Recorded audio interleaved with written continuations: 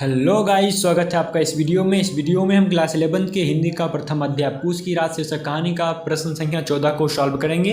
इससे पहले का प्रश्न हमने वीडियो नंबर पार्ट 1, पार्ट 2 और पार्ट 3 में कर लिया है। तो चलिए बिना देर किए इसे शुरू करते हैं। 14वां प्रश्न है, निम्नलिखित वाक्यों का सप्रसंग व्याख्या करें। और इसका पहला भाग है, बाकी चुकाने के लिए ही तो हमारा जन्म हुआ है। इसके व्याख्या में कुछ इस प्रकार हम लिखेंगे। प्रस्तुत पंक्ति हिंदी पाठ्यपुस्तक दिगंत भाग 1 में संकलित पूस की रात कहानी से उद्धृत है, जिसके लेखक मुंशी प्रेमचंद हैं। कहानी में यह कथन हल्कू की पत्नी मुन्नी ने कही है। व्याख्या, मुन्नी के इस कथन से भारत के छोटे किसानों की लाचारी का पता चलता है। रात दिन मेहनत करके हल्कू मुश्किल से 3 रुपए कंबल खरीदने के लिए बचा कर रखा था, लेकिन महाजनी रुपए को वसूलने पहुंचा शहना बिना रुपए लिए नहीं जाना चाहता था। बिना रुपए दिए उससे पीछा छुड़ाना मुश्किल है, यह समझकर ही हल्कू मुन्नी से कंबल के लिए रखे पैसे शहना को देने के लिए मांगता है। मुन्नी हल्कू के प्रस्ताव को सुनकर स्त्री स्वभाव के अनुरूप तड़प उठती है। वह गुस्से में कहती है, बाकी चुकाने के लिए ही उसका जन्म हुआ है। सरल सहज तरीका से कहे गए इस कथन में जहां व्यवस्था पर व्यंग्यपूर्ण चोट है, यहीं इसमें उसके मार्मिक दर्द का भी पता चलता है। जब उसके लिए विकट स्थिति थी, मुन्नी सोचती है वह चाहे कितना भी करे, पर उसके लिए महाजनों के कर्ज से छुटकारा पाना कठिन है। सेठ साहूकारों से एक बार उधार लेने के बाद जीवन भर उसके कर्ज को चुकाते चुकाते उसके पास कुछ भी नहीं बचता। और इस प्रकार से 14वां प्रश्न का भाग 1 कंप्लीट होता है। अब इसके भाग 2 को देखते हैं। दूसरा भाग है, हल्कू ने रुपए लिया और इस तरह बाहर चला मानो अपना हृदय निकाल कर देने जा रहा हो। इसकी व्याख्या करें। इसके व्याख्या में आप लिखेंगे, प्रस्तुत पंक्ति हमारे हिंदी पाठ्य पुस्तक दिगंत भाग 1 से संकलित है, जिसके लेखक मुंशी प्रेमचंद हैं। यह पंक्ति पूस की रात से ली गई है। व्याख्या, हल्कू के घर शहना साहूकार का महाजनी बकाया वसूलने आया है।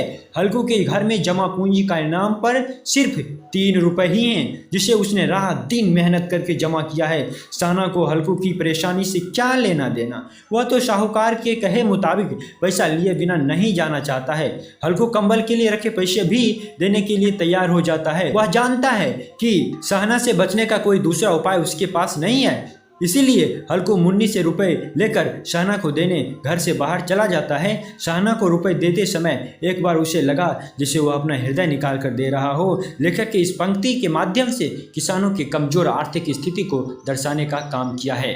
तो इस तरह से यह भी समाप्त होता है। अब देखते हैं इसका तीसरा भाग, गौ। अंधकार के उस अनंत सागर में यह प्रकाश एक नौका के समान हिलता मचलता हुआ जान पड़ता था। इसकी व्याख्या में आप लिखेंगे, इसके उत्तर में आप लिखेंगे, उपरोक्त पंक्ति 11वीं की कक्षा के लिए निर्धारित पुस्तक दिगंत भाग 1 में संकलित पूस की रात शीर्षक कहानी से ली गई है। इस कहानी के लेखक महान कथाकार मुंशी प्रेमचंद हैं। यह पंक्ति हल्कू द्वारा बगीचे में आग तापते समय की है।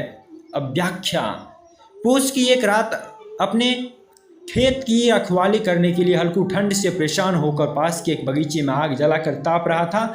उस अलाव से मिलने वाली गर्माहट हल्कू के लिए अंधकार की अनंत सागर में नाव की तरह लग रही थी, कारण वह उसी के सहारे ठंड से अपना बचाव कर रहा था। और इस तरह से इसका आंसर भी हो जाता है। अब देखते हैं इसके अंतिम भाग को। अंतिम भाग है, तकदीर की खूबी है। तकदीर की खूबी है, मजूरी हम करें और मजा दूसरे लूटे।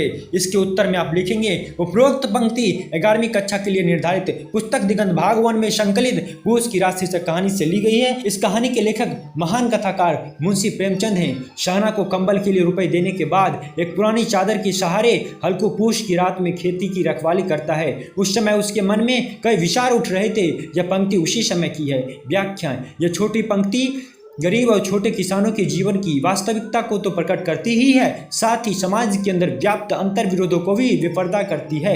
समाज की जरूरतों को पूरा करने के लिए गरीब मजदूर किसान रात दिन जी तोड़ मेहनत करता है, लेकिन अपने ही परिश्रम का लाभ स्वयं नहीं ले पाता है। बदले में जो कुछ भी मिलता है सब उधार चुकाने में निकल जाता है। साहूकारों के रुपयों का ब्याज दिन प्रतिदिन बढ़ता जाता है। ऐसे में किसान कभी कर्ज को नहीं चुका पाने के कारण हमेशा अभाव में ही जीते हैं। मतलब गरीब किसानों की कमाई को लूटने वाले बिना किसी परिश्रम के ही आराम की जिंदगी गुजारते हैं। और इस तरह से हमने आज के वीडियो में प्रश्न संख्या 14 को पूरी तरह से सॉल्व कर लिया है। इससे आगे आने वाले वीडियो में हम प्रश्न संख्या 15 और 16 को देखेंगे। आज के लिए इतना ही।